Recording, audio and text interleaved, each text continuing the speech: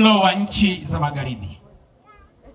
Na hapa kama Biblia inavyosema, watoto wangu wamejaa kawaida za watu wa mashariki, ndivyo hivyo kumekuwa na mgongano mkubwa ndani ya jamii, kwa sababu jamii ya Waafrika hususan Tanzania tumekuwa leo hii tuna milo ambayo ni ya nchi za magharibi. Na hapa leo tutaangalia kanuni za msingi za kuzingatia ambazo zitakusaidia kutoka katika mlo wa asili hadi watu kuelekea katika mlo uliokobolewa. Na nilikuwa ninafanya utafiti mmoja nchi ya Marekani, nikatambua kwamba Wamarekani hutumia 40% ya fedha yao ya chakula kula hotelini. 40% ya fedha ya Marekani inatumika katika kula vyakula vya hotelini. Na Waafrika wengi nao siku hizo wanajenga mazoea ya aina hiyo ambayo haikuwa desturi yetu. Katika kipindi cha miaka 5 iliyopita palikuwa na ongezeko kubwa la migahawa ya vyakula kwa haraka zaidi barani Afrika, ambacho kitu hiki kilikuwa hapo awali hakikuwepo. Nchi za Amerika ndiyo kilikuwa kimeota mizizi, lakini utafiti unaonyesha miaka 5 iliyopita mpaka sasa kuna ongezeko kubwa la kuwepo kwa migahawa ndani ya bara la Afrika na hususani nchi yetu ya Tanzania. Na hizo sehemu ambazo tunaelekea kula, sehemu za migahawa, chakula hukobolewa. Lakini vyakula tunavyovila kwenye migahawa ni vyakula ambavyo vimesafishwa sana, lakini pia vyakula vilivyokolezwa ni vyakula ambavyo vimetiwa sukari nyingi, vimetiwa chumvi nyingi, na pia hivyo vyakula vimetengenezewa kemikali ili kuleta ladha tamu, lakini kikiwa na kiwango kikubwa sana cha ukosefu wa karoli na viwango vidogo vya viini lishe.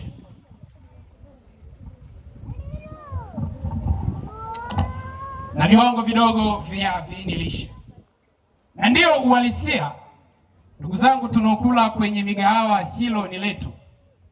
Lakini pia tunaugua kwa sababu ya mabadiliko haya. Nataka niwaambie, wakati tunakula ili tuishi, kile kinachokula au tunachokula ili tuishi ndicho kinachotuua. Mtu mmoja aliwahi kusema, usipotumia chakula kama dawa, basi siku moja utatumia dawa kama chakula. Kwa hiyo tumeingia katika libukizi la vyakula vingi vilivyokobolewa, vyakula vingi vilivyosafishwa, vyakula vingi vilivyokorezwa, vyakula vyenye sukari na chumvi nyingi na vina kemikali ya kutosha. Nilikuwa nafuatilia tafiti moja nchini Marekani. Mnamo mwaka 1900 Waamerika walikuwa na takribani 70% ya protini yao ilikuwa inatokana na vyakula vya mimea. Lakini siku hizi 70% ya protini ya vyakula vya kila Mwamerika katika meza yake vinatokana na vyakula vya wanyama, ambavyo vyakula hivyo vina kiwango kikubwa cha mafuta na rehemu. Kwa hiyo mabadiliko yamekuwa ni makubwa kuanzia mwaka 1900 mpaka sasa. Hilo ukitoka mwaka 1900 kurudi nyuma, ulikuwa na ustadi mzuri sana wa swala zima la ulaji.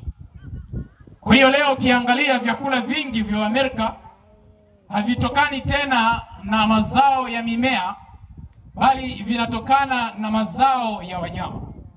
Hiki ndicho kilichosababisha mwandishi nguli na mashauri ulimwenguni hajawahi kutokea, anaitwa Ellen White, akaweka dondoo nyingi zinazohusu vyakula kwenye kitabu kinaitwa Kuishi kwa Afya, kutokana na mlipuko mkubwa uliotokea katika nchi za Amerika mnamo miaka 1905 kuelekea mpaka mnamo karne ya 20 hapo mwanzoni. Na chakula kinaweza kusababisha ugonjwa. Kuna watu wanatambua ugonjwa tu unaweza kusababishwa na kutokana na infection ama maambukizi. Lakini leo tupo na jamii ya watu wengi wanaosumbuliwa na maradhi mbalimbali ni kutokana na ubovu wa ulaji wa vyakula. Na mnamo mwaka huu 1900 chini ya 10% ya vifo vya Marekani vilisababishwa na ugonjwa wa moyo. Lakini ukiangalia leo hii kiwango hicho hakiwi tena 10%, bali ni 40%. Na watu chini ya 6% walikufa kwa saratani. lakini leo hii ni zaidi ya 25% katika nchi ya Marekani wanakufa kwa ugonjwa wa saratani. Nataka niwaambie, haikukusudiwa sisi tufe kwa mshtuko wa moyo, haikukusudiwa na Mungu sisi tufe kwa kiharusi, wala haikukusudiwa na Mungu sisi tufe kwa kisukari, na wala Mungu hakukusudia tufe kwa saratani za mapafu, saratani za matiti, saratani ya tezi dume na utumbo mkubwa. Lakini aina ya magonjwa haya ndiyo yamekuwa ni kama ugonjwa wa kichwa ndani ya jamii leo. Mfano, nataka niwaambie, saratani ya tezi dume ndiyo saratani pekee inayowapiga wanaume kuliko aina zote za saratani. Na kila mwanaume aliyezaliwa, aliyekuwepo hapa, anayo tezi dume. Na tafiti zinaonyesha tezi dume hii kwa mwanaume inamsaidia katika masuala mazima ya uzazi, lakini inaonekana mwanaume anavyoendelea kukua na kukua, hii tezi dume inaendelea nayo kukua. Haijafahamika hasa kisababishi ni kipi kinachosababisha umri unavyozidi kuendelea nayo tezi dume inakuwa. Sasa tafiti za awali zinaonyesha ni hatari, na wanaume 19 kila baada ya dakika 3 duniani wanakufa kwa saratani ya tezi dume. Kwa hiyo wanaume 10 na ngapi? Kwa hiyo toka mlivyofika hapa, kila baada ya dakika ngapi kuna kina baba 19 ulimwenguni wanakufa kwa saratani ya tezi dume. Na zamani tulitegemea ugonjwa huu utawasumbua watu wazima wenye umri wa miaka 65 na kuendelea, lakini leo mambo yamebadilika. Vijana wa miaka 35 nao wanasumbuliwa na tezi dume, na imeleta kizungumkuti, kuleta mifarakano kwenye ndoa, kwa sababu ugonjwa huu umewasababisha wengine kuwa wategevu katika masuala mazima ya ujumba. Na inaonyesha kwamba ulaji mbovu na unywaji mbovu ndicho chanzo kikuu cha kusababisha ugonjwa wa prostatitis.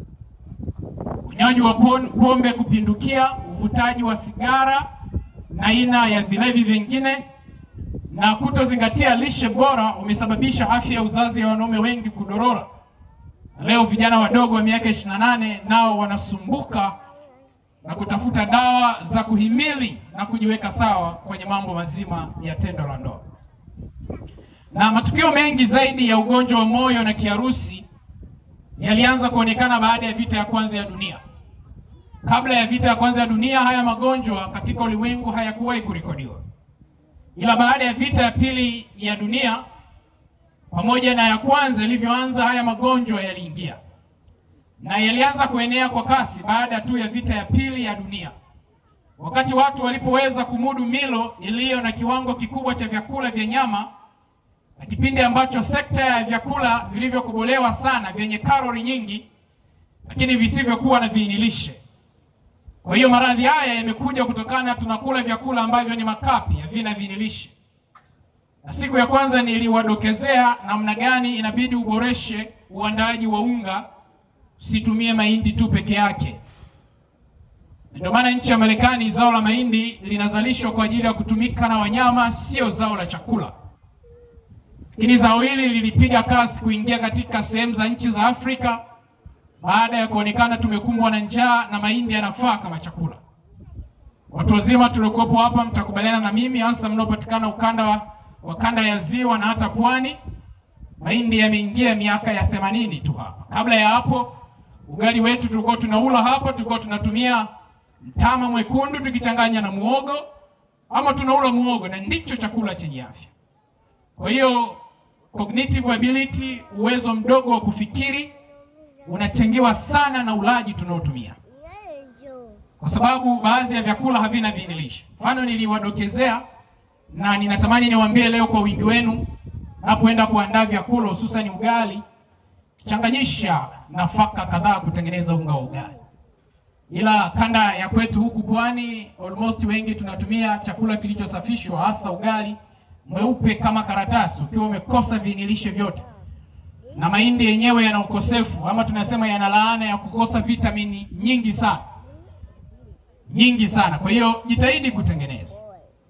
Na nilikuwa ninafuatilia wakazi wa vijijini nchini China, na upande wa kusini wa mashariki wa Asia wenye uwezo mdogo wa kupata vyakula vya aina hii, nikaona kwamba wanapata mshtuko michache sana ya moyo. Lakini hivyo hivyo watu wengi wanaoishi vijijini, hususan barani Afrika pamoja na Amerika ya Kati na Kusini, pia wana hofu ndogo ya kupata ugonjwa kisukari na magonjwa ya moyo. Ndio maana nchi ya China, kuna mtaalamu mmoja anaitwa Dr. Chanchak aligundua kuna zao moja la uyoga linaitwa Gonademospores, ambao zao hili linatumika kutibu magonjwa yasiyopungua 300, na wakazi wanaopatikana katika ile eneo wametumia aina hii ya uyoga kama sehemu ya chakula. Imewasababisha watu wanaopatikana maeneo ya safu ya ile milima wanaishi muda mrefu kuliko eneo jingine lolote duniani. Eneo lile kuna watu waliofikisha miaka 130, miaka 140, miaka 150. Kufikisha miaka 100 si jambo la kutisha. Nilikuwa ninamfuatilia Dr. Janabi, aliwahi kusema mtu akiishi Dar es Salaam ndani ya miaka 40 atakuwa na hatari ya kuishi muda mfupi. Halo. Kwa sababu miji ambayo imesongwa na mambo mengi ina uchafuzi. Tuligusa vipengele vile 12. Ina uchafuzi kwenye vimiminika maji, ina uchafuzi kwenye hewa, na niliwafundisha kwamba nchi ya Marekani peke yake imeripotiwa kuwa na kisa ama visa vingi vya watoto wadogo na watu wazima, hasa wenye umri wa uzee, wameripotiwa kuwa na changamoto za mfumo wa hewa pamoja na kansa ya mapafu. Kisababishi kikubwa ni kwa sababu anga hewa limechafuliwa na moshi wa viwanda. Na tuliona maeneo ya barabara kuu, maeneo yenye misongamano, maeneo yenye nyumba nyingi, kuna kiwango kidogo cha hewa. Kwa hiyo tulipojifunza kwenye hewa, tuliona ukosefu wa hewa safi kama hii mnayoisikia ni kisababishi mojawapo kuleta hatari nyingi sana kwenye mfumo wa hewa, na hilo tuliliangalia. Hata hivyo, ukiangalia kule Amerika Kaskazini, kienda sehemu za Australia na New Zealand, na katika nchi nyingi sana tajiri za Ulaya na Asia, ni miongoni mwa nchi pia zenye kiwango kikubwa cha mafuta na lehemu, na magonjwa ya moyo na kisukari ni magonjwa yaliyoenea sana. Na kiwango kidogo cha vyakula vya nyuzi vimekuwa vikitumika na wakazi wa maeneo haya, bali vyakula vyao vimejaa mafuta mengi na lehemu, ambavyo vinasababisha uharibifu kwenye ateri muhimu sana za mwili. Ateri ni mishipa midogo midogo ya mwili ambayo inahusika na kusafirisha damu, inaharibiwa sana na kusababisha usafirishaji wa hewa oksijeni kuwa mdogo na kuleta mabadiliko mbalimbali ya uvunjaji wa kemikali za mwili. Na nilishtuka sana nilipoona Wamarekani takribani 4,000 wanapata mshtuko wa moyo kila siku. Yaani kila baada ya masaa 24 nchi ya Marekani inaripoti watu 4,000 waliopata mishtuko ya moyo. Na inakadiriwa kwamba mtu mmoja kati ya kila watu wazima 3 ana shinikizo la juu la damu, na maelfu wanalemewa kutokana na kiharusi. Yaani katika kila kundi la watu 3, yaani mmoja ana shinikizo la juu la damu au ana hatari ya ugonjwa wa kiharusi, 2 tu wanaweza kawa salama. Kwa hiyo kwa picha hiyo utaona kabisa kuna hatari kubwa sana ambayo inawagharimu ndugu zetu katika mambo mazima ya kiafya. Sasa desturi ile ya wenzetu ya ulaji mbovu, pia nchi za Afrika ndio imeonekana ni sehemu ya utajiri. Yaani watu wanaotumia nyama kila siku na samaki na maziwa ndio wanajihisi wao wanakula vizuri. Simuona ni hatari. Na kuharibika kwa utendaji wa mwili kutokana na mitindo mibaya ya maisha, lakini unene kupita kiasi na magonjwa mengine mbalimbali yaliyoenea. Na nataka niwaambie, tafiti zinaonyesha jambo la hatari. Kila baada ya sekunde 50 duniani kuna mtu mmoja anabainika kupata ugonjwa wa kisukari. Kila baada ya sekunde ngapi ndugu zangu? Sekunde 50. Kila sekunde 50 zinavyoisha kuna new case ya mtu ana ugonjwa wa kisukari. Kila sekunde 50 zinavyoisha. Kwa hiyo jaribu kuchukua masaa 24 alafu gawanya kwa sekunde 50. Utapata idadi ya watu wangapi ambao wanapata ugonjwa wa kisukari kila siku. Lakini magonjwa yote hayo chanzo chake ni ulaji mbovu, na mimi ninaita mlo wa watu wa magharibi. Kwa hiyo kabla ya mwaka 1900 mlo ulimwenguni kote kwa sehemu kubwa ulitokana na vyakula vilivyolimwa nyumbani au karibu na maeneo ya nyumbani, na vikiongezwa vitu vichache sana kutoka maeneo ya dukani. Endapo maduka hayo yalikuwepo tu, kama hayapo, basi vyakula vingi vilikuwa vinalimwa nyumbani. Na nyama ilitokana na wanyama waliofugwa na watu husika. Wakati huo watu hawakuwa na aina ya vyakula vilivyofungwa vizuri na kutangazwa sana ambavyo viliuzwa katika maduka makubwa.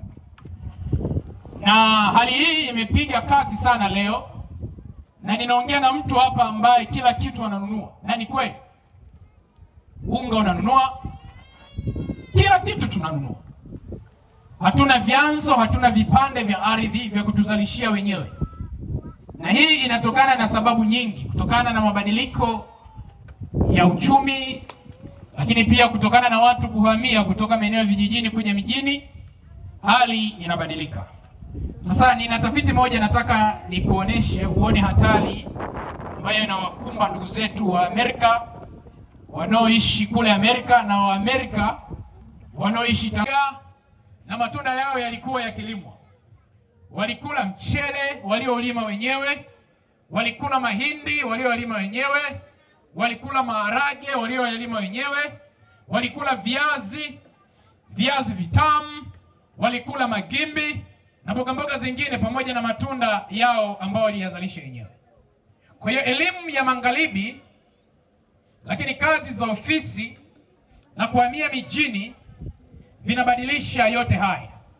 Na hivi vyakula vyenye vinilishe na vyenye kiwango kikubwa cha nyuzinyuzi sasa vina sehemu ndogo sana ya kalori zetu kila siku. Na huku tunapotumia unga uliokobolewa na utumiaji wa mafuta na sukari pamoja na utumiaji wa protini ya wanyama vikiwa vimeongezeka kwa kiwango kikubwa sana katika jamii yetu. Kwa hiyo ninawashauri jioni ya leo tusitumie sana vyakula vilivyosafishwa ama vilivyokobolewa. Highly possible, achana navyo. Badilisha mfumo wa ulaji. Lakini pia kuna ulaji wa nyama na vyakula vitokanavyo na maziwa. Hivi pia vinapaswa kutumiwa kwa nadra ama kuepukwa. Utumiaji wa maziwa sana pamoja na nyama. Lakini pia pamoja vina virutubisho vingi. Sehemu kubwa ya vyakula hivi vina kiasi kikubwa sana cha mafuta. Lakini pia ndani yake kuna lehemu nyingi, na protini ya wanyama huwa ina hatari kwa sababu ukiitumia kwenye mwili huwa ina sifa ya kuganda kwenye mishipa ya damu. Kwa hiyo watu wenye akili, mwambie jirani yako watu wenye akili. Sijasikia, waambie watu wenye akili. Tena watu wenye akili wanaachana na vyakula vingi vitokanavyo na wanyama na vyakula vilivyosindikwa. Badala yake wanakula zaidi vyakula vya wanga, yaani vyakula halisi vitokanavyo na mimea na vyenye nyuzinyuzi tele.